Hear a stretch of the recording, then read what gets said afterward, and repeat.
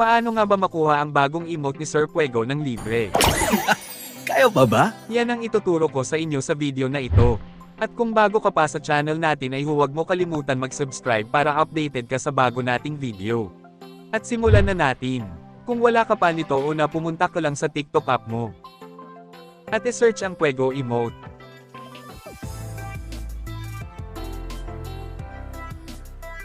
At hanapin mo itong video ni Sir Fuego na tungkol sa emote na ito.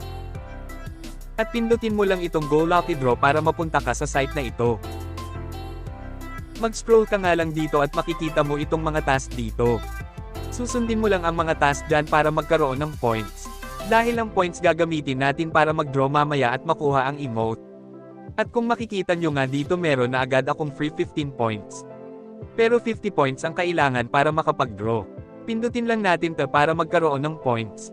Pero wag mag-alala, first draw mo automatic emote ang makukuha mo. At pwede pa kayo mag-draw dyan kapag may points pa kayo at makakuha ng iba pang rewards. At pag may 50 points plus na kayo pang draw, click lang natin ang draw sa gitna. At ayun, emote nga ang nakuha natin. Pindutin lang natin ang confirm. At pindutin natin itong my prizes.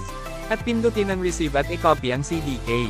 Iba-iba po ang CDK na makukuha nyo dito. At kapag na-claim na hindi na pwede kunin ng iba.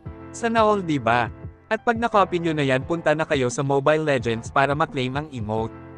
Punta ka lang sa profile mo. Pindutin ang settings. At piliin ang redemption code. Tapos ilagay mo ang code kanina.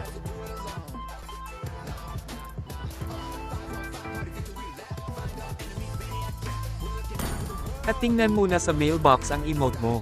At pindutin itong new message. At i-claim mo.